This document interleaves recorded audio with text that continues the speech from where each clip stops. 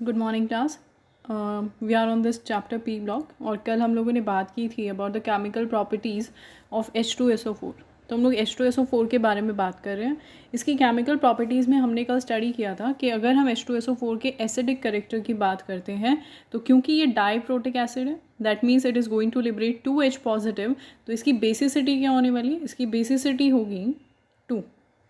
सी मैं ये बात मैं आपको लास्ट क्लास में बताना चाहिए था। It is like quite relevant है। सी बेसिसिटी का मतलब क्या होता है? हम किसी भी एसिड के लिए उसकी बेसिसिटी डिफाइन करते हैं। I know this sounds a bit contrary कि आप किसी एसिड के लिए बेसिसिटी क्यों डिफाइन कर रहे हैं, बट द थिंग इज़ कि एसिडिसिटी या कोई भी एसिड कितनी ज़्यादा एसिडिक है ये बात हमें पता चलती है कि वो कितने बेस को न्यूट्रलाइज कर रही है। तो एसिड जो है वो बेस के साथ रिएक्ट करके उसे न्यूट्रलाइज करती है और एक न्यूट्रल मॉलिक्यूल बनाती है। तो आपकी एसिड कितनी ज़्यादा एसिडिक है ये बात इससे हम बता सकते हैं कि वो कितने ज़्यादा बेस को न्यूट्रलाइज कर रही है। So if we are talking about H2SO4 तो H2SO4 में आपको पता है कि डिसोशिएट होकर देते हैं 2H positive. That means this acid molecule is going to neutralise 2 basic molecules. ये क्या करेगा? 2 मोल बेस के न्यूट्रलाइज कर देगा। तो दैट्स वाई इसकी बेसिसिटी कितनी हुई? 2 हुई। मतलब क्या हुआ कि ये 2 बेसिक करेक्टर को क्या कर सकता है? न्यूट्रलाइज कर सकता है। तो इसीलिए इस एसिड की बेसिसिटी हो जाएगी 2। So that's what basicity actually mean. तो इसको थोड़ा सा ध्यान में रखिए कि ये बात हमने 11th क्लास में भी की थी कि एसिडिक करेक्टर को हम लोग बताते हैं बाय बेसिसिटी। तो इसका जो पहला डिसोशिएशन होगा वो ईजी होता था as compare to second dissociation जिसकी वैल्यू बहुत कम होती थी। और ये हमने देखा था कि क्यों होता था, क्योंकि पहले वाले मॉलिक्यूल में आपको H पॉजिटिव एक न्यूट्रल स्पीशी से निकालना था। न्यूट्रल स्पीशी में से H पॉजिटिव निकालना इज़ क्वाइट ईजी टास्क, लेकिन वहीं पर सेकेंड स्टेप में आपको नेगेटिवली चार्ज मॉलिक्यूल से H पॉजिटिव निकालना है, जो कि थोड़ा सा डिफिकल्ट होने वाला है आपके लिए। ठीक है, नेगेटिव में से पॉजिटिव को निकालना मुश्किल हो जाएगा क्योंकि ये नेगेटिव अपने पॉजिटिव को और भी ज़्यादा पहले से अच्छे होल्ड करके रखेगा। नाउ कमिंग ऑन टू कि क्योंकि ये एसिड है तो it is going to react with base. तो इसकी कुछ रिएक्शंस है बेस के साथ। अगर आप देखो यहाँ पर तो आपको नज़र आएंगी NaOH के साथ अगर ये रिएक्ट करता है तो सोडियम बाइसल्फेट बनाता है। ठीक है, ये फर्दर रिएक्ट करके H2SO4 के साथ सोडियम सल्फेट बना लेगा। सो this is the complete product कि ये क्या करता है? H2SO4 और NaOH मिलकर बनाते हैं सॉल्ट प्लस वाटर। तो ये आप पहले भी जानते हैं कि इस तरीके से रिएक्शन होती है एसिड और बेस की। नाउ कमिंग ऑन टू, अगर ये क्या करता है कार्बोनेट या बाइकार्बोनेट के साथ रिएक्शन करेगा तो कोई फ़र्क नहीं पड़ता। आपको पता है कार्बोनेट्स और बाइकार्बोनेट्स नेचर में बेसिक होते हैं। So acid plus base again it is going to form salt and water. यहाँ पे कार्बोनेट से क्या निकल जाएगा? CO2 और निकल जाएगा बस। तो सॉल्ट बनेगा, वाटर बनेगा और CO2 बनेगी। इसी तरीके से कैल्शियम ऑक्साइड बेसिक कंपाउंड है। ठीक है, मेटल का ऑक्साइड है तो it is going to be basic. तो इसके साथ क्या बना लेगा? कैल्शियम सल्फेट और वाटर मॉलिक्यूल बन जाएगा यहाँ पे। इसी तरीके से अमोनिया जो कि एक लुईस बेस होता है, इलेक्ट्रॉन डोनर होता है, इसके साथ अमोनियम सल्फेट सॉल्ट बना लेता है। मेटल्स के साथ भी ये रिएक्ट करता है, आपको पता है। और मेटल के साथ रिएक्ट करती है जब भी कोई एसिड तो सॉल्ट बनता है और हाइड्रोजन गैस रिलीज होती है। This is something that you have already done in 9th class. तो अगर आप इसको यहाँ पर देखो तो आपको नज़र आएगा कि acid plus metal it is going to give you salt plus hydrogen gas. Okay, now the next thing is that it is very good dehydrating agent. Dehydrating agent का मतलब क्या होता है? देखो, जब भी हम कहते हैं कि कॉन्सेंट्रेटेड एसिड गिर गया है या कहीं पर अगर कॉन्सेंट्रेटेड एसिड गिर जाता है तो वो जगह या वो सब्सटेंस क्या हो जाता है? वो जगह या वो सब्सटेंस जल जाता है। जलने का मतलब क्या है? कोई भी स्पीशी अगर बर्न कर रही है तो इसका मतलब क्या है कि वहाँ से H2O जो है वो इवेपोरेट हो गया है। ठीक है, पानी निकल गया है।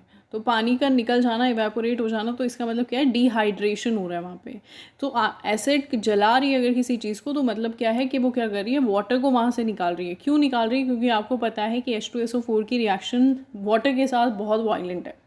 सल्फर को ऑक्सीजन की ज़रूरत है, उसको चाहिए, उसकी एफिनिटी बहुत ज़्यादा है वाटर के ऑक्सीजन के लिए। तो इन दोनों में रिएक्शन बहुत फास्ट होगी और H2SO4 वाटर के साथ रिएक्ट कर जाएगा। तो इसीलिए क्या करता है, ये बहुत ही ज़्यादा स्ट्रॉन्ग डिहाइड्रेटिंग एजेंट होता है। जहाँ भी इसको मॉइस्चर मिलेगा ये वहाँ से मॉइस्चर को या वाटर मॉलिक्यूल को एब्स्ट्रैक्ट करेगा। तो इसीलिए हम इसे यूज़ करते हैं गैसेस को ड्राई करने के लिए या फिर चारिंग के लिए। चारिंग का मतलब होता है कि कार्बन को जब आप जलाओगे तो आपको पता है कि वो जो स्पार्कलिंग फ्लेम के साथ वो जलता है उसको चारिंग बोलते हैं। जैसे शुगर का जलना तो उसको चारिंग बोलेंगे। तो यहाँ पे आपको दिखाई दे रहा होगा, यहाँ पे हमारे पास सुक्रोज का मॉलिक्यूल है, इसको कंसनट्रेटेड H2SO4 डालेंगे तो ये चर्न होना शुरू हो जाएगा और कार्बन हमें मिलेगा, वो ब्लैक कलर का सब्सटेंस जो बॉयल ऑफ हो रहा होता है दैट इज़ कार्बन, और साथ ही साथ हमें मिलेगा वाटर मॉलिक्यूल, तो वेपर्स की फॉर्म में पानी निकल जाएगा। ओके, नाउ अब ये जब डिकम्पोज होता है तो H2SO4 तो आपको मिलता है H2, SO2 gas and nascent oxygen, and if it is giving you nascent oxygen then obviously it is going to be oxidising in nature. ठीक है, तो ये नेचर में कैसा होता है, ऑक्सीडाइजिंग होता है, तो इसीलिए आप देखोगे कार्बन को CO2 में कन्वर्ट करता है, सल्फर को SO2 में, कॉपर को ये ऑक्सीडाइज कर देता है कॉपर सल्फेट के अंदर, देन हेयर फोस्फोरस को उसने फोस्फोरस ऑक्साइड के फोस्फोरिक एसिड के अंदर कन्वर्ट कर दिया, एंड देन अगर आप उसकी रिएक्शन H2S के साथ कराते हैं तो वो किस में कन्वर्ट कर देता है, उसको SO2 के अंदर कन्वर्ट कर देता है, साथ ही साथ सल्फर के अंदर ऑक्सीडाइज कर देता है। इसके अलावा अगर आप उसका सॉल्ट के ऊपर एक्शन पढ़ेंगे तो अगर सॉल्ट के ऊपर हम H2SO4 डालते हैं तो डिस्प्लेसमेंट रिएक्शन होगी, मेटल सल्फेट बन जाएगा और आपका HX निकल जाएगा। SO3 के साथ रिएक्शन हम ऑलरेडी पढ़ चुके हैं, H2SO4 plus SO3 contact process में हमने पढ़ा था कि ओलियम बनता है इससे। ठीक है, तो इसका स्ट्रक्चर भी हम ऑलरेडी देख चुके हैं, अगर हम स्ट्रक्चर देखेंगे तो इसका स्ट्रक्चर कुछ ऐसा होता है। तो इसका ये जो 2 H पॉजिटिव निकल रहे हैं तो ये जो 2 नेगेटिव चार्ज आएंगे they are stabilise by resonance, तो आप यहाँ पे देख सकते हो हर किसी के ऊपर ये डीलोकलाइज हो रहा है। So this -2 charge is going to delocalise over 4 oxygen atoms, that is why all the bonds are equivalent in length. Now coming on to uses, it is used as fertilizer in most of the industries. Plus हमने पढ़ा है कि petroleum refining के लिए और dies वगैरह pigments वगैरह को भी क्या करने के लिए, बनाने के लिए इस्तेमाल होता है। इसके अलावा ये केमिकल इंडस्ट्री में और भी बहुत दूसरे कंपाउंड्स बनाने के काम में आता है। So these are some of the uses of sulphuric acid. Okay, so this is all about group number 16। इसमें हमने ऑक्सीजन के मॉलिक्यूल्स पढ़ लिए हैं, हमने सल्फ़र का मॉलिक्यूल पढ़ लिया है, सल्फ़र की ऑक्सो एसिड्स उनके यूजेस देख लिए हैं। Now coming on to group 17, we have to start with the next group, and yes I have to confirm this कि group 15 is going to be in your syllabus again. I was mistaken, I thought कि जैसे last year था वैसे ही syllabus चल रहा है, but CBSE has again come to the syllabus that it was referring last to last year. So group 15 we will be considering after once we are done with group 17 or 18 maybe, ठीक है. So 18 group ख़त्म करने के बाद then we will move on to group number 15. तो उसको detail में हम डिस्कस करेंगे, ऑल्दो मैंने आउटलाइंस आपको दे दी थी 11th क्लास में, still we are going to do it. ठीक है, ओके.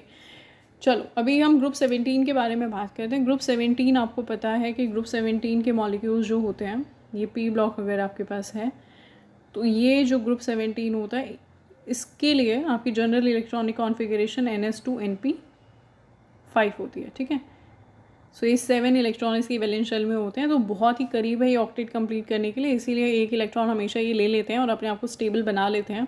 और इनको कलेक्टिवली हम बोलते हैं हेलोजेंस. क्या बोलते हैं? Halogens. And they are denoted by X.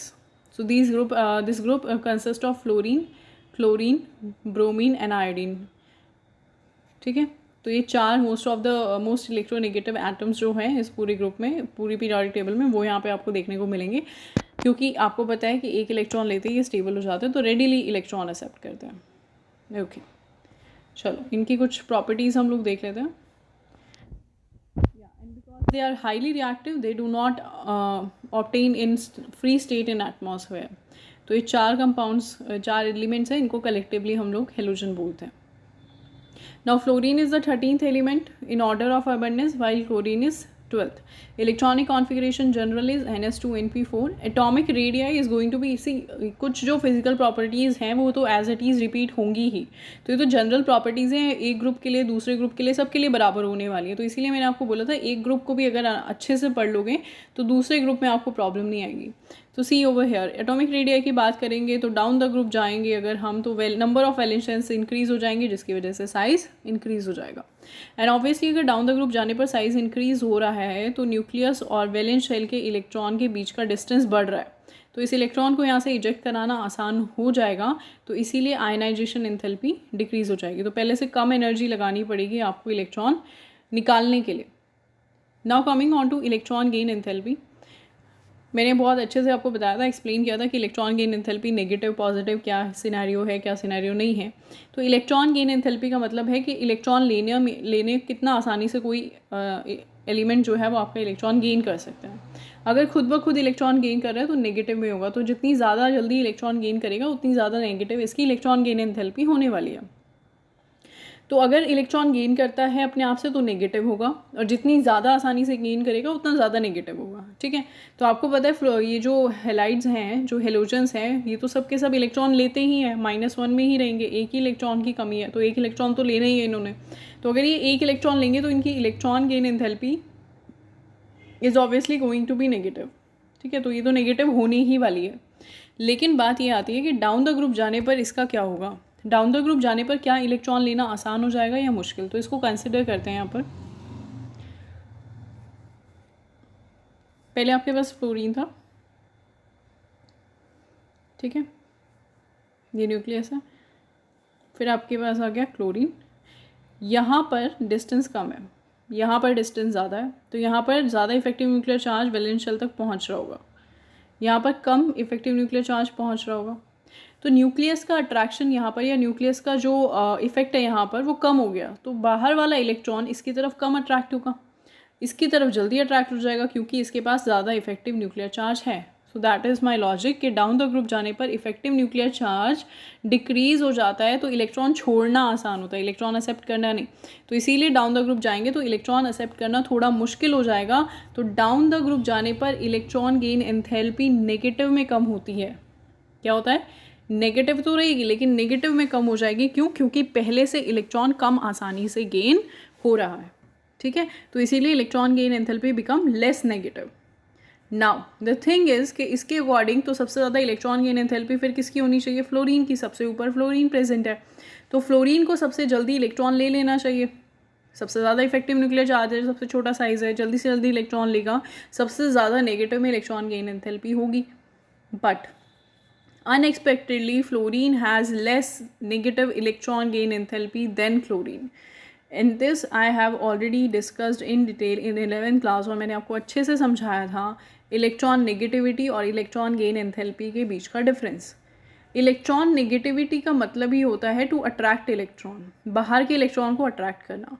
But electron gain enthalpy का सीधा सीधा मतलब होता है इस इलेक्ट्रॉन को एकोमोडेट करना, यानी कि अपने एटम के अंदर ले लेना। And for that you don't just need effective nuclear charge, लेकिन उसके साथ ही साथ आपको चाहिए कि आपके एटम में इतना स्पेस हो कि आप वो बाहर से आने वाले इलेक्ट्रॉन को एकोमोडेट कर सकें अपने एटम में।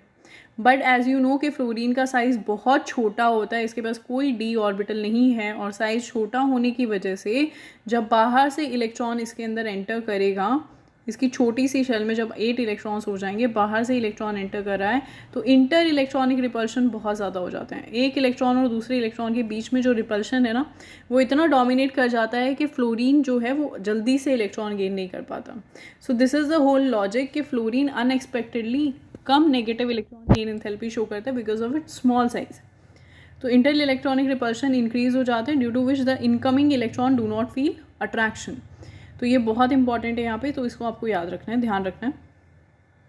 Okay, now coming on to electronegativity. तो इसको तो हम आपको पता ही है, डाउन द ग्रुप जाएंगे, इफेक्टिव न्यूक्लियर चार्ज इंक्रीज होगा तो इलेक्ट्रोनेगेटिविटी इंक्रीज हो जाएगी, इलेक्ट्रॉन को अपनी तरफ अट्रैक्ट करने की टेंडेंसी बढ़ जाएगी। Now a very important thing here is कि कलर के जो भी ज़्यादातर आपके जो भी ये हेलोजन्स हैं, ये क्या करते हैं? कलर शो करते हैं। तो इनके कलर शो करने का लॉजिक क्या है या रीज़न क्या है, तो उसको देखो। इसका रीज़न है, हमेशा और हमेशा याद रखना कि कलर आता है अनपेयर्ड इलेक्ट्रॉन की वजह से। कोई भी कलर आपको सिर्फ तभी नज़र आता है, मैंने आपको पहले भी बताया था 11th क्लास में, फिर से डिस्कस करते हैं इसको। कलर आपको हमेशा शो होता है इलेक्ट्रॉनिक ट्रांजिशन की वजह से। क्या इसका मतलब है कि ये आपका एक इलेक्ट्रॉनिक ग्राउंड स्टेट पे पड़ा हुआ है, रूम टेम्परेचर पे, या कोई जो भी आसपास ट्रांजिशन हो रहे हैं उससे इसने एनर्जी एब्जॉर्ब की और ये एक्साइट हो गया हायर एनर्जी लेवल पे, ये इसका एक्साइटेड स्टेट है। तो यहाँ पर जब ये एक्साइट हुआ तो आप एनर्जी एब्जॉर्ब इसने कर लिया। आपको पता है अब ये हायर एनर्जी पे तो स्टेबल नहीं रहता, हर चीज़ अपनी एनर्जी कम करना चाहती है स्टेबिलिटी गेन करने के लिए। तो जब ये वापस ग्राउंड स्टेट पर आएगा तो कुछ ना कुछ एनर्जी लिबरेट करेगा। ये दोनों एनर्जीज़ बराबर नहीं होंगी क्योंकि इस एनर्जी का कुछ पोर्शन तो ये यूटिलाइज़ कर चुका है एक्साइट होने में। तो उसे कुछ कम या उसके अकॉर्डेंस में ये क्या करेगा, कुछ एनर्जी रिलीज़ करेगा। इस एनर्जी की फ्रीक्वेंसी जिस कलर से कॉरस्पॉन्ड करेगी उस कलर का कॉम्प्लीमेंट्री शेड आपको नज़र आएगा। आई होप इट इज़ क्लियर कि जो मैंने बोला, इलेक्ट्रॉन ने एनर्जी एब्जॉर्ब की रूम टेम्परेचर पे और फिर ये एक्साइटेड स्टेट में गया। वापस जब ये आएगा तो एनर्जी लूज़ करनी पड़ेगी, हायर एनर्जी से लोअर एनर्जी पे जा रहा है तो एनर्जी छोड़नी पड़ेगी। जितनी एनर्जी यहाँ इसने छोड़ी है उस एनर्जी की फ्रीक्वेंसी जिस कलर से कॉरस्पॉन्ड करती है वो कलर हमें नज़र आता है। और ट्रांजिशन में जाते हैं अनपेयर्ड इलेक्ट्रॉन्स। ये जो ट्रांजिशन आपने देखा ना, इस ट्रांजिशन में कौन जाएंगे, अनपेयर्ड इलेक्ट्रॉन्स जाएंगे। तो अगर आप देखोगे NS2, यहाँ पर इनकी इलेक्ट्रॉनिक कॉन्फ़िगरेशन जो होती है NS2 NP5 होती है, right. This is NS and this is NP। सो ये जो एक पांचवा इलेक्ट्रॉन है ये अनपेयर्ड है और ये ट्रांजिशन शो करता है। तो इसका जो वेवलेंथ होती है, इसकी जो फ्रीक्वेंसी होती है वो विजिबल रीजन से कॉरस्पॉन्ड करती है, ठीक है। अब ये कलर कितना इंटेंस होगा, कलर की इंटेंसिटी क्या होगी, डिपेंड करेगा फ्रीक्वेंसी पे। फ्रीक्वेंसी क्या होगी, डिपेंड करेगा एनर्जी कितनी निकली है। कितनी एनर्जी निकली है वो इस बात पे डिपेंड करता है कि इलेक्ट्रॉन को एक्साइट कराना कितना आसान है। देखो, जितनी जल्दी ये इलेक्ट्रॉन एक्साइट हो जाएगा उतनी जल्दी वापस आएगा और उतनी ज़्यादा एनर्जी छोड़ेगा और वो कलर उतना ही इंटेंस होगा। That means down the group अगर आप जाओगे, ये देखो साइज़ छोटा है, डाउन द ग्रुप गए साइज़ बढ़ गया, इलेक्ट्रॉन को निकालना आसान हो गया, तो ये इलेक्ट्रॉन जल्दी एक्साइट होगा। तो नीचे नीचे जैसे आप जाओगे ना, कलर की इंटेंसिटी बढ़ती जाएगी क्योंकि इस इलेक्ट्रॉन का ट्रांजिशन में जाना ज़्यादा आसान हो गया, क्योंकि अब न्यूक्लियस इसे रोकेगा नहीं एक्साइटेड स्टेट में जाने से। ये इलेक्ट्रॉन आसानी से एक्साइटेड स्टेट में जा सकता है। तो इसीलिए जब आप डाउन द ग्रुप जाते हैं, जब भी आप फ्लोरीन से आयोडीन की तरफ जाते हैं तो कलर की इंटेंसिटी बढ़ जाती है। क्यों इंटेंसिटी बढ़ जाती है, क्योंकि आपके इलेक्ट्रॉन और न्यूक्लियस के बीच की अट्रैक्शन डिक्रीज हो गई है, इलेक्ट्रॉन आसानी से ट्रांजिशन में जा सकता है। So this is what it is written over here, just have a look. It says that all halogens are colored due to the fact that the outer electron is easily excited to higher energy level due to the absorption of visible light. The excited energy depends on the size of atom. As fluorine has smaller size, the force of attraction between nucleus and electron is high. It requires large energy and therefore light in color. तो इसीलिए fluorine का जो आप colour देखोगे light yellow colour की होती है, chlorine greenish yellow colour की गैस होती है, ब्रोमीन इज रेडिश ब्राउन और वॉयलेट जो है वो डार्क वॉयलेट। तो जैसे जैसे आप डाउन द ग्रुप जा रहे हो आपको नज़र आ रहा है इंटेंसिटी या कलर जो है वो डार्क होता जा रहा है, इंटेंस होता जा रहा है। And that is because of the fact that your electronic transition is becoming easier and easier, क्योंकि down the group effective nuclear charge क्या हो रहा है, decrease. Okay, next we have to see, this is quite really important, oxidation state. इसमें कोई problem मुझे नहीं लगता कि होगी, लेकिन देखो अगर आपके हेलोजन को स्टेबल होना है, this is 0, this is the scale of 8, 7 पे आपका हेलोजन है, अगर इसको 8 पर जाना है तो इसको इजीली 1 इलेक्ट्रॉन गेन करना है और 1 इलेक्ट्रॉन गेन करके हमेशा -1 ऑक्सीडेशन स्टेट में रहते हैं। तो कोई प्रॉब्लम नहीं है यहाँ पर, आपको पता है इनकी ऑक्सीडेशन स्टेट मोस्ट प्रोबेबल क्या होने वाली है, -1। बट नाउ डिपेंडिंग अपॉन कि ये किससे जुड़ रहे हैं, राइट। मैंने आपको बोला था प्लस आएगा या माइनस आएगा, डिपेंड करता है कि ये जुड़ा किससे है। तो अब देखो अगर एक्स की बात करें, fluorine, chlorine, bromine and iodine, तो आपको पता है ये चारों इलेक्ट्रोनेगेटिव है, ठीक है। और इनके यहाँ पर आता है ऑक्सीजन, तो fluorine is most electronegative. Chlorine और ऑक्सीजन में से कंपेयर किया था ऑक्सीजन था, यानी कि फ्लोरीन तो मोस्ट इलेक्ट्रोनेगेटिव है, ये तो हमेशा -1 में ही रहेगा। ये कोई ऐसा एटम प्रेजेंट नहीं है जो फ्लोरीन से इलेक्ट्रॉन ले ले, क्योंकि फ्लोरीन आपको पता है मोस्ट इलेक्ट्रोनेगेटिव तो यही है, तो ये तो इलेक्ट्रॉन अपना छोड़ने वाला है नहीं। तो लेकिन इन तीनों में से आपको पता है कि इन तीनों से ज़्यादा इलेक्ट्रोनेगेटिव तो प्रेजेंट है ऑक्सीजन। तो अगर क्लोरीन, ब्रोमीन और आयोडीन ऑक्सीजन के साथ कंबाइन होते हैं तो उन्हें तो इलेक्ट्रॉन छोड़ने पड़ेंगे। तो उस केस में क्या होगा, तो उस केस में देखो क्या होगा, उस केस में स्टेबिलिटी अटेन करने के लिए उन्हें क्या करना पड़ेगा, उनके पास इलेक्ट्रॉनिक कॉन्फ़िगरेशन है NS2 NP5।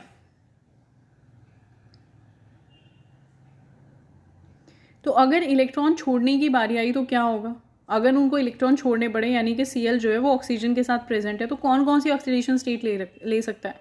तो इधर देखो कितने इलेक्ट्रॉन छोड़ना पॉसिबल हो जाएगा उसके लिए, 1।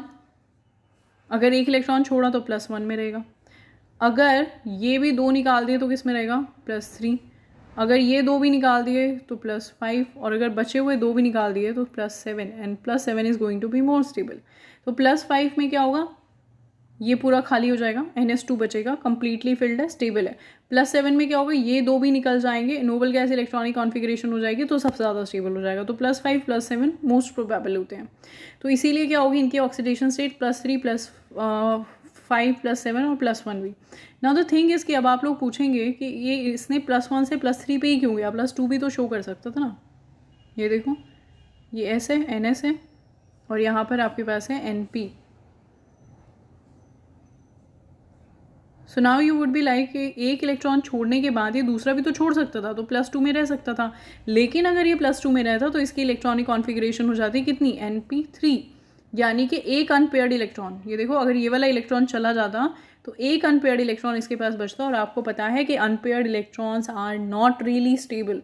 ये अनपेयर्ड इलेक्ट्रॉन जल्दी से जल्दी अपने आप को पेयर अप कराना चाहेगा और जाके किसी ना किसी के साथ रिएक्शन ज़रूर करेगा।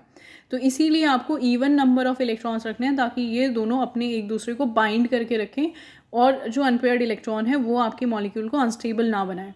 तो इसीलिए जब भी बॉन्ड बनाने की बारी आती है तो ये हेलोजेंस जो होते हैं हमेशा odd number of oxidation state show करते हैं। ये क्वेश्चन भी पूछा गया है कि why always these show odd number of oxidation state, and that is because अगर इवन नंबर की ऑक्सीडेशन स्टेट अटेन कर ली तो इनके अनपेयर्ड इलेक्ट्रॉन बच जाएंगे विच आर अनस्टेबल। ठीक है, तो इसीलिए क्या होता है, they attain only odd number of positive oxidation states. ठीक है, तो यहाँ पर आप देखो, they can gain electron to attain noble gas electronic configuration, therefore all halogens prominently, I've written here over here, prominently show -1 oxidation state, except fluorine. Due to high electronegativity, all other halogen can exhibit oxidation state of these due to the presence of vacant d orbital. Now you would be like कि वो ऐसा कैसे कर सकते हैं, vacant d orbital की वजह से। देखो, ये वाला इलेक्ट्रॉन यहाँ एक्साइट करा दो, ये वाला यहाँ करा दो, ये वाला यहाँ करा दो, अनपेयर्ड इलेक्ट्रॉन 1 2 3 4 5 6 7 अनपेयर्ड इलेक्ट्रॉन्स हो जाएंगे। तो +7 तक क्या कर सकते हैं, ये अपनी ऑक्सीडेशन स्टेट को लेके जा सकते हैं। तो यहाँ पर आप देख सकते हो, तो इस तरीके से क्या करते हैं, इलेक्ट्रॉन्स को लूज़ करते हैं और ऑक्सीडेशन स्टेट अचीव करते हैं। Okay, now coming on to their bond dissociation enthalpies.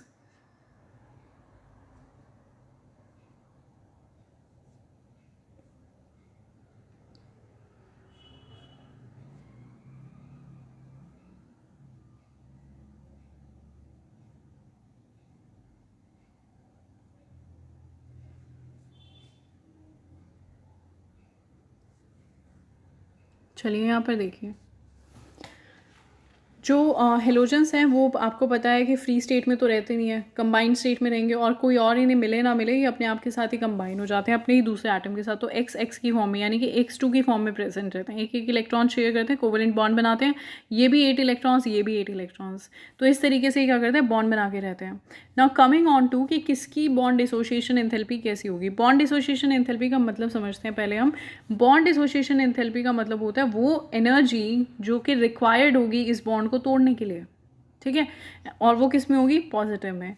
Bond enthalpy की अगर मैं बात करूँ तो यानी कि वो एनर्जी जो कि लिबरेट हुई थी जब ये बॉन्ड बनी थी, तो जितनी एनर्जी निकली थी बॉन्ड बनते वक्त उतनी एनर्जी चाहिए होगी इसको तोड़ने के लिए। So bond enthalpy and bond dissociation enthalpy are ultimately same, बस फ़र्क साइन का होता है। बॉन्ड एनर्जी या बॉन्ड एंथैल्पी नेगेटिव होती है और बॉन्ड डिसोसिएशन एंथैल्पी पॉजिटिव होती है।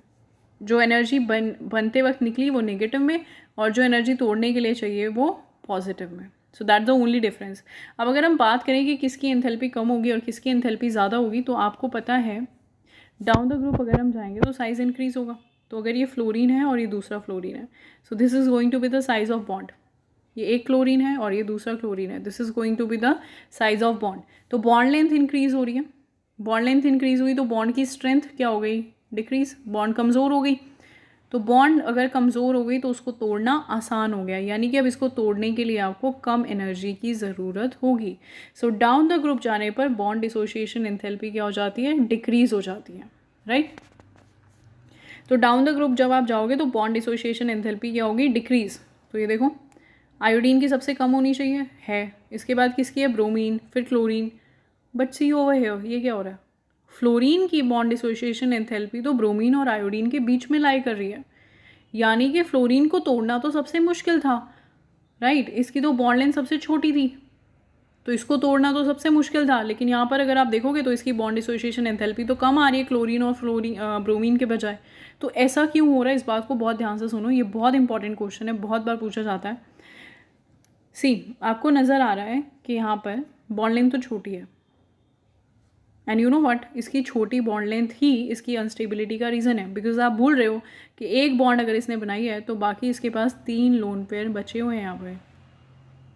तो यहाँ पर इसके पास क्या है, एक बॉन्ड पेयर है और 3 लोन पेयर है, और छोटी बॉन्ड लेंथ होने की वजह से लोन पेयर एक दूसरे के बहुत करीब आ जाते हैं, और यहाँ पर होती है एक्सट्रीम लोन पेयर रिपल्शन। अगर आप क्लोरीन की बात करोगे, इसकी बॉन्ड लेंथ लंबी होने की वजह से इसके जो लोन पेयर हैं वो दूर रहते हैं, तो यहाँ पर लोन पेयर रिपल्शन क्या है, कम। जबकि फ्लोरीन में लोन पेयर रिपल्शन क्या है, ज़्यादा। इसीलिए फ्लोरीन की सिंगल बॉन्ड स्टेबल नहीं होती और ये जल्दी टूट जाती है, इसीलिए इसकी बॉन्ड डिसोसिएशन एंथैल्पी कम होती है। And let me remind you, ये चीज़ आप पहले पढ़ चुके हैं जब आपने केस कंसिडर किया था O2 और S2 का। वहाँ पर भी सेम यही लॉजिक था कि ऑक्सीजन जो था, ऑक्सीजन डबल बॉन्ड बना रहा था, यानी कि ऑक्सीजन ज़्यादा कैटिनेशन प्रॉपर्टी शो नहीं करता, वो O2 की फॉर्म में रह रहा था और सल्फर एसिड की फॉर्म में रह रहा था। और ऐसा क्यों हो रहा था, क्योंकि ऑक्सीजन जो है उसकी सिंगल बॉन्ड स्टेबल नहीं होती, साइज़ छोटा है, लोन पेयर बहुत करीब आ जाएंगे, लोन पेयर रिपल्शन बहुत ज़्यादा होगी, ये बॉन्ड जल्दी टूट जाएगा। लेकिन सल्फर का साइज़ बड़ा है, बॉन्ड लेंथ ज़्यादा है, लोन पेयर दूर रहेंगे, तो ये वाली बॉन्ड क्या थी, कंपैरेटिवली ज़्यादा stable. So this is the very same reason over here also. तो ये बात आपको यहाँ पे बहुत ज़्यादा अच्छे से ध्यान रखनी है, that fluorine has the lowest bond dissociation enthalpy due to weak fluorine bond because of the repulsion between the non-bonding electrons in the small molecule। तो ये थोड़ा सा आपको ध्यान रखना है, ठीक है। अब हम देखेंगे बहुत ही ज़्यादा इम्पॉर्टेंट, यहाँ पर एक क्वेश्चन आता है। अब मुझे एक बात बताओ, इनका नेचर कैसा होगा, ये ऑक्सीडाइजिंग होंगे या रिड्यूसिंग होंगे। तो आपको पता है एक्स जो है वो इलेक्ट्रॉन गेन कर रहा है और एक्स नेगेटिव बना रहा है, तो खुद रिड्यूस हो रहा है, तो ऑब्वियसली दूसरों को क्या करेगा, ऑक्सीडाइज करेगा। तो ये अच्छे ऑक्सीडाइजिंग एजेंट्स होते हैं। अब बात आएगी कि सब ऑक्सीडाइजिंग एजेंट तो हैं, लेकिन कौन ज़्यादा अच्छा ऑक्सीडाइजिंग एजेंट है। तो इनका ऑक्सीडाइजिंग होना किस बात पर डिपेंड करता है, इनका ऑक्सीडाइजिंग होना इस बात पर डिपेंड करता है कि वो कितनी जल्दी इलेक्ट्रॉन ले करके खुद रिड्यूस होते हैं। जितनी जल्दी वो खुद रिड्यूस होंगे उतने ही अच्छे वो ऑक्सीडाइजिंग एजेंट्स होंगे, उतनी जल्दी वो दूसरे को क्या कर देंगे, ऑक्सीडाइज। तो इसीलिए वो क्या होंगे, बहुत अच्छे ऑक्सीडाइजिंग एजेंट होंगे। आपको क्या लगता है कि अगर हम लोग क्या लिखें यहाँ पर अगर हम बात कर रहे हैं F2 Cl2 Br2 और I2 की, तो आपको क्या लगता है कि सबसे ज़्यादा अच्छा रिड्यूसिंग एजेंट कौन होने वाला है, ऑक्सीडाइजिंग एजेंट कौन होने वाला है, जो जितनी जल्दी इलेक्ट्रॉन एक्सेप्ट करेगा। इलेक्ट्रॉन कौन एक्सेप्ट करता है, जिसकी इलेक्ट्रॉन गेन एंथैल्पी नेगेटिव में ज़्यादा होती है, और वो हमने अभी देखी। डाउन द ग्रुप जब हम जाते हैं तो इलेक्ट्रॉन गेन एंथैल्पी डिक्रीज हो जाती है, यानी कि इलेक्ट्रॉन्स को गेन करना मुश्किल हो जाता है, फॉर द ऑब्वियस रीज़न कि इफेक्टिव न्यूक्लियर चार्ज क्या हो रहा है, डिक्रीज। तो इलेक्ट्रॉन को संभालना न्यूक्लियस के लिए मुश्किल हो जाता है। तो फ्लोरीन का साइज़ छोटा होने की वजह से ये क्या नहीं कर सकता था, होना चाहिए था इसका सबसे ज़्यादा, इसकी इलेक्ट्रॉन गेन एंथैल्पी नेगेटिव होनी चाहिए थी, लेकिन फिर हमने देखा कि इसका साइज़ क्योंकि छोटा है और बाहर से अगर इलेक्ट्रॉन आ गया एक्स्ट्रा तो ये क्या करता है, इंटर इलेक्ट्रॉनिक रिपल्शन। तो फ्लोरीन तो भाई अच्छा इलेक्ट्रॉन गेन करने वाला सब्सटेंस नहीं था, तो ये एटम तो बहुत जल्दी इलेक्ट्रॉन गेन नहीं करता। तो इसके कंपैरिजन में कौन करता था, क्लोरीन सबसे ज़्यादा अच्छे से क्या करता है, इलेक्ट्रॉन एक्सेप्ट करता है। तो यानी कि सबसे ज़्यादा अच्छा ऑक्सीडाइजिंग एजेंट किसको होना चाहिए था, क्लोरीन को, राइट। तो सबसे ज़्यादा अच्छा ऑक्सीडाइजिंग एजेंट होगा क्लोरीन। लेकिन अगर बात यही होती तो फिर ये इनऑर्गेनिक केमिस्ट्री नहीं होती, राइट। तो आपको भी पता है होना चाहिए था और नहीं हो रहा है, तो यहीं पर इनऑर्गेनिक केमिस्ट्री आती है। And please don't put it in the box of exceptions, ये बिल्कुल एक्सेप्शन नहीं है, इट इज़ क्वाइट लॉजिकल। तो इसको देखते हैं क्यों, अभी आप खुद ही बता दोगे क्यों। क्योंकि ना आप अभी तक जो बात कर रहे हो एक्सेप्शंस में रखना बहुत आसान है। अगर हमें कोई चीज़ हमारे क्राइटेरिया में या हमारे फ्रेम में फिट नहीं हो रही, हमने बोल दिया कि ये तो एक्सेप्शन है, इसको तो याद करना ही पड़ेगा। तो याद करने की कोई ज़रूरत नहीं, थोड़ा सा दिमाग लगा के अपने बारे में सोचो, इसके बारे में सोचो। डेफिनेशंस जो आप पढ़ते हो ना एक नंबर के लिए, कि 1 नंबर में आएगी डेफिनेशन लिख देना है, काम ख़त्म हो गया, वो एक्चुअली 1 नंबर की डेफिनेशंस नहीं है, उन्हीं में सारा कंसेप्ट है। कैसे, जब आप बात करते हो इलेक्ट्रॉन गेन एंथैल्पी की, तो उस डेफिनेशन में आप क्या लिखते हो? अगर इसकी प्रिसाइज डेफिनेशन आपसे पूछी जाए तो आप सब लिख दोगे, 1 नंबर पूरे मिल सकते हैं आपको उसमें। तो उसमें आप क्या लिखोगे? It is the energy associated with the gain of electron by an atom in its isolated gaseous form, right? Isolated gaseous form, कि भाई कोई भी एटम जब गैसियस स्टेट के अंदर इलेक्ट्रॉन को एक्सेप्ट करता है तो उसमें जितनी एनर्जी निकलती या लगती है उसको बोलते हैं हम electron gain enthalpy.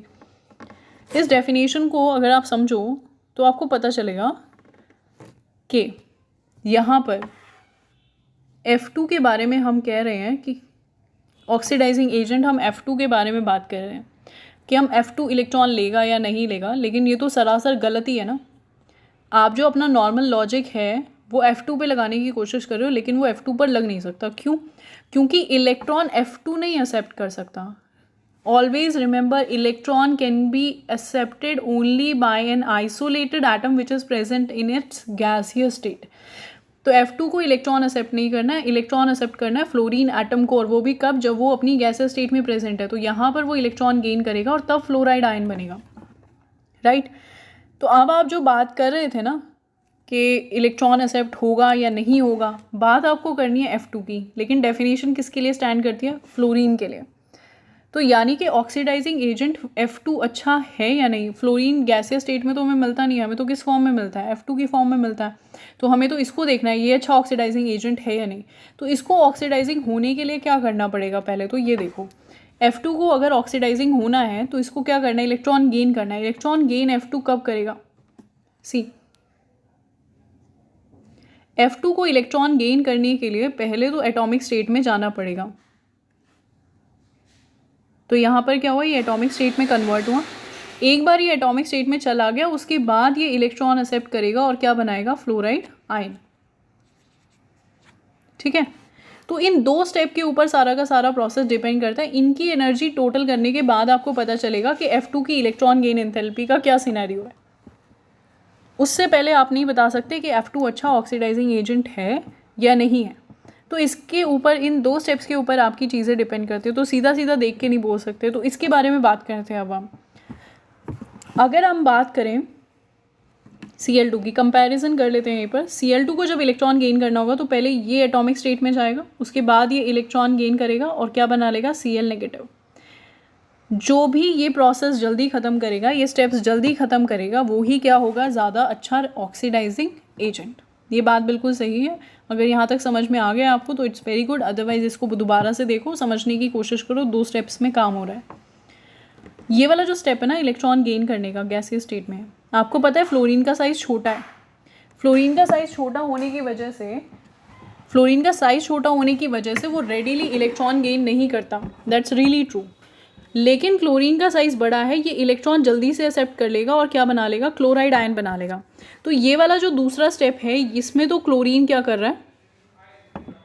It's getting ahead of fluorine. तो क्लोरीन का सेकेंड स्टेप जल्दी हो जाएगा फ्लोरीन से। लेकिन अगर आप पहले स्टेप की बात करोगे तो क्या हो रहा है यहाँ पे? F2 को टूट के फ्लोरीन एटम बनाना है, Cl2 को टूट के क्लोरीन एटम बनाना है। यानी कि मॉलिक्यूल को तोड़ने की बात आएगी। किसकी बात आएगी? मॉलिक्यूल को तोड़ने की। अभी हमने पीछे देखा था बॉन्ड डिसोसिएशन एंथैल्पी। इस मॉलिक्यूल को तोड़ने की बात हमने पीछे की थी। उसमें हमने देखा था कि फ्लोरीन का साइज़ छोटा होने की वजह से लोन पेयर है बहुत करीब, तो यानी कि इसको तोड़ना बहुत आसान हो जाता था। तो पहला स्टेप किसका है? फास्ट फ्लोरीन का। I hope this is making sense to all of you कि यहाँ पर हो क्या रहा है। मैं दोबारा से एक बार बता देती हूँ आपको। देखो, ध्यान से देखना इसको। हम लोगों ने यहाँ पर ऑक्सीडेशन स्टेट देखनी, ऑक्सीडाइजिंग नेचर देखना। ऑक्सीडाइजिंग नेचर किसका देखना है? हेलोजन का। हेलोजन एग्जिस्ट करता है X2 की फॉर्म में। तो हमारे पास एक तो F2 है यहाँ पर। What's going on? एक तो देखो हमारे पास यहाँ है F2 और एक है हमारे पास यहाँ पर Cl2। तो एक आपने यहाँ पर ले लिया F2, दूसरा ले लिया Cl2। हमने कहा कि इलेक्ट्रॉन गेन करना है। इलेक्ट्रॉन गेन करने के लिए पहले क्या करना पड़ेगा? एटॉमिक स्टेट में जाना पड़ेगा। इसको भी क्या करना पड़ेगा? क्लोरीन को भी पहले एटॉमिक स्टेट में जाना पड़ेगा। फिर यहाँ पर ये इलेक्ट्रॉन एक्सेप्ट करेंगे और फिर ये क्या बनाएंगे, हैलाइड आयन बनाएंगे, F नेगेटिव बनाएंगे, Cl नेगेटिव बनाएंगे। तो यहाँ पर बात हो रही है, जो भी ये दोनों स्टेप पहले जल्दी ख़त्म कर लेगा वो क्या करेगा, जल्दी इलेक्ट्रॉन गेन कर लेगा, और जो जितना जल्दी इलेक्ट्रॉन गेन करेगा वो उतना अच्छा ऑक्सीडाइजिंग एजेंट होगा। आपने अभी अभी देखा था कि क्लोरीन की इलेक्ट्रॉन गेन एंथैल्पी ज़्यादा नेगेटिव है, यानी कि क्लोरीन फ्लोरीन के बजाय जल्दी इलेक्ट्रॉन गेन करता है क्योंकि फ्लोरीन का साइज़ था छोटा। इलेक्ट्रॉन गेन करने पर इंटर इलेक्ट्रॉनिक रिपल्शंस बढ़ जाते थे, तो ये प्रोसेस हो जाता था स्लो। लेकिन ये प्रोसेस क्या हो जाता है, फास्ट, क्योंकि क्लोरीन जो है वो जल्दी इलेक्ट्रॉन गेन कर लेता है, उसमें इंटर इलेक्ट्रॉनिक रिपल्शंस नहीं होती। तो सेकेंड वाला स्टेप हमने कंपेयर कर लिया, लेकिन जो रिएक्शन स्टार्ट हो रही है वो कहाँ से होगी, सेकेंड स्टेप भी तो तभी होगा ना जब पहला स्टेप होगा। पहले स्टेप पे देखते हैं क्या हो रहा है। पहले स्टेप पे आपको क्या करना है, फ्लोरीन फ्लोरीन के बीच की बॉन्ड तोड़नी है, क्लोरीन क्लोरीन के बीच की बॉन्ड तोड़नी है। इसकी बॉन्ड लंबी है, इसकी बॉन्ड छोटी है। आपको कि देखने में ये वाला जल्दी टूटना चाहिए, लेकिन कंसेप्चुअली अगर आप देखो वो चीज़ें हमेशा ध्यान में रखना जो नज़र नहीं आती। लोन पेयर, ऑर्गेनिक केमिस्ट्री में भी सारी रिएक्शन लोन पेयर की वजह से होती है, सारा कारनामा ही लोन पेयर का होता है। इनऑर्गेनिक केमिस्ट्री में भी शेप, बॉन्ड लेंथ सब कुछ डिसाइड करता है लोन पेयर। तो जो चीज़ नहीं नज़र आ रही है वो ज़्यादा इंपॉर्टेंट है। तो यहाँ पर लोन पेयर काफ़ी करीब होंगे, जिसकी वजह से इस बॉन्ड में बहुत रिपल्शन होगी, ये अनस्टेबल होगी और इसको तोड़ना आसान होगा। यानी कि अगर आप पहला स्टेप कंसिडर करें तो वो फास्ट हो जाएगा, किसके लिए, फ्लोरीन के लिए।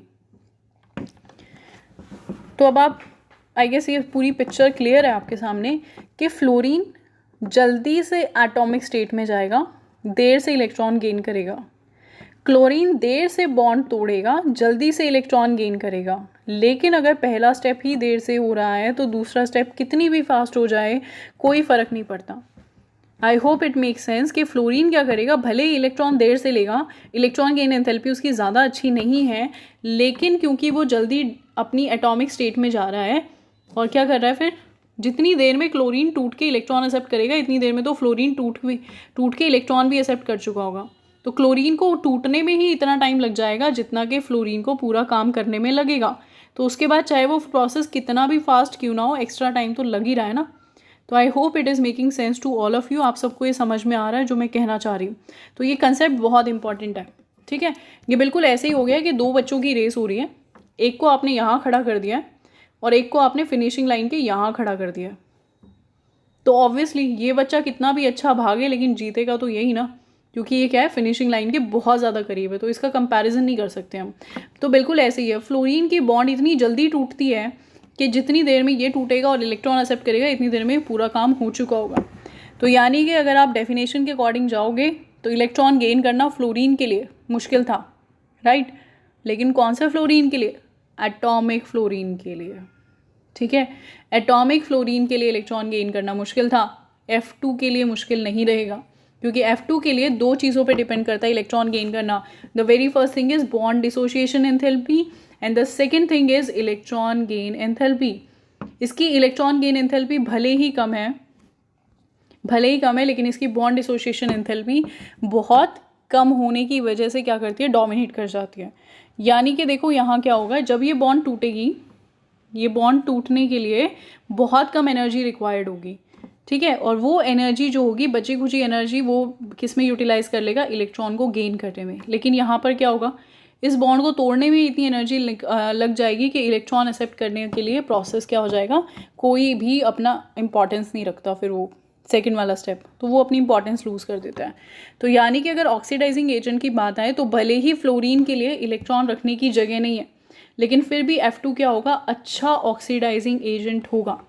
इस बात को बहुत अच्छे से समझ लो, यहाँ पर लिखा भी हुआ है, इसका स्क्रीनशॉट ले सकते हो स्पेशली, ऑल्दो आपके पास पूरे नोट्स अवेलेबल होंगे, लेकिन ये टॉपिक बहुत अच्छे से देख लेना, क्योंकि यहाँ पर बच्चों को बहुत कन्फ्यूज़न होता है, रट्टे ही लगाते हैं इसके बस। तो इसको समझ लो। यहाँ पर हो क्या रहा है कि halogen have high electron acceptance property and therefore they have strong tendency to take up the electron, that is quite relevant. As a result, they act as powerful oxidizing agent. Fluorine is the strongest oxidizing agent. This is the contrary part. ठीक है, fluorine is the strongest oxidizing agent and oxidizes other halogen. Although chlorine has most negative electron gain enthalpy, so it is expected to be the strongest oxidizing agent. But actually F2 is the most oxidizing agent due to. कहानी सारी समझ ली, लिखना कैसे उसको देखो, बस ये 2 point है, इसको लिखना है क्या, कि F2 has low bond dissociation enthalpy, इसकी डिसोसिएशन एंथैल्पी कम होती है, लेकिन it has very high enthalpy of hydration because of smaller size. अब इसकी कहानी भी सुनेंगे, इसको भी सुन लो। नेगेटिव और पॉजिटिव हमेशा और हमेशा किस में एग्जिस्ट करते हैं? वाटर मॉलिक्यूल में, ठीक है, पानी में रहना है ना उनको। तो अब ये देखो, F2 ने फ्लोरीन में जाके इलेक्ट्रॉन एक्सेप्ट किया और F नेगेटिव बनाया। F नेगेटिव का साइज़ कुछ ही है। क्लोरीन ने क्लोरीन एटॉमिक स्टेट में जाके इलेक्ट्रॉन लिया, क्लोराइड आयन बनाया, इसका साइज़ कुछ ही है। तो आपको पता है कि इसकी बॉन्ड डिसोसिएशन एंथैल्पी कम है, ये जल्दी से ये वाला स्टेप कर लेगा, लेकिन इस स्टेप में देर लगेगी। उस स्टेप को भी कॉम्पनसेट करने के लिए हमारे पास एक और चीज़ है, दैट इज़ हाइड्रेशन एंथैल्पी। और हाइड्रेशन एंथैल्पी मैं आपको पहले ही बता चुकी हूँ, ये वो एनर्जी है जो कि पानी में जब भी आप किसी आयन को डालते हैं तो वो पानी से चारों तरफ से सॉल्वेट हो जाता है, घिर जाता है, पार्शियल बॉन्ड बना लेता है। F नेगेटिव H पॉजिटिव, पानी के H पॉजिटिव के साथ क्या बना लेगा? पार्शियल बॉन्ड्स बना लेगा और चारों तरफ से सॉल्वेट हो जाएगा। तो इसमें क्या निकलेगी? एनर्जी निकलेगी, और जो एनर्जी निकलेगी उसको हम क्या कहते हैं? Hydration enthalpy. जितना ज़्यादा छोटा आपके पास मॉलिक्यूल है या स्पीशी है, उतनी जल्दी पानी उसे हाइड्रेट कर देगा, उतनी ज़्यादा एनर्जी लिबरेट होगी। जितना बड़ा मॉलिक्यूल या अरेंजमेंट है, उसको पानी में हाइड्रेट होने में उतना ही ज़्यादा टाइम लगेगा, उसकी एनर्जी उतनी ही कम होगी। यानी कि ये बॉन्ड तोड़ना एक तो आसान हो गया, दूसरा इसका साइज़ जो बना उसका साइज़ छोटा है, तो पानी में ईजीली सॉल्यूबल होगा, हाइड्रेटेड होगा। तो यहाँ से जो एनर्जी निकलेगी वो एनर्जी को इस्तेमाल करके ये इलेक्ट्रॉन जल्दी, दूसरा वाला जो एटम है ना, वो और जल्दी इलेक्ट्रॉन गेन कर लेगा, ठीक है। इसको इलेक्ट्रॉन गेन करना मुश्किल था ना, तो ये एनर्जी जो हाइड्रेशन की निकली, इसको अगले वाला फ्लोरीन एटम यूटिलाइज करेगा इलेक्ट्रॉन को एक्सेप्ट करने में, और इस तरीके से ये पूरा प्रोसेस क्या हो जाता है? फास्ट। तो I hope this is clear to everyone. अगर नहीं है तो कमेंट बॉक्स में आप कमेंट करके बता देना। I try to look up for a new method कि आपको ये समझ में आ जाए, लेकिन मेरे ख्याल से समझ आ जाना चाहिए। तो this is all about the oxidation nature of chlorine. So that's it for today. आज के लिए इतना ही है। इस टॉपिक को बहुत अच्छे से जाना, NCERT से रीड करना। I am repeating this again and again because it means कि ये सचमुच काफ़ी इंपॉर्टेंट है, ठीक है। तो NCERT रीड करना बहुत ज़्यादा ज़रूरी है आप लोगों के लिए। कम्पिटिटिव एग्जाम्स हैं, MCQs हैं, तो 1 मार्क के असर्शन रीजंस वो कहीं से भी उठा के कुछ भी आपको दे सकते हैं, तो आपको पता होना चाहिए। तो आप रीड करो इसे, और साथ साथ इंटेक्स एक्सरसाइज के क्वेश्चंस आप ट्राई करो। अगर कोई प्रॉब्लम कहीं पर भी आपको इस चैप्टर के रिगार्डिंग आ रही है, क्वेश्चन सॉल्व नहीं हो रहे हैं, रिपीटेटिव लग रहा है सब कुछ, या कुछ और प्रॉब्लम है, तो just let me know in the comment box. और प्लीज़ अभी अपने दिमाग से ये सब निकाल दो कि कुछ बच्चे हैं जो अपना अपना सिलेबस लेके तैयारी कर रहे हैं। It's fine, I accept that and I do respect your choices, but the thing is कि अगर आप साथ में चलते हो क्लास के, तो it become easier for you also and me also, कि मैं आपके डाउट भी क्लियर कर सकती हूँ, और आपको भी आसान रहता है कि जो चीज़ चल रही है क्लास में अंडर अ मॉनिटरिंग, उसको करना ईजी रहता है। आप ऑन द स्पॉट डाउट पूछ सकते हो। अभी आप कोई और टॉपिक लेकर बैठे हो तो आपको दिमाग में ये रहता है कि किससे पूछूँ किससे नहीं पूछूँ। तो अभी साथ साथ जो चीज़ें चल रही हैं उन्हें कवर करने की कोशिश करें। And you know the deal, you have to solve all the NCERT questions day by day according to your topics, और वो बाद में आपको असाइनमेंट सबमिट करना होगा। So that's it for today. We will be continuing this in the very next lecture. Thank you class.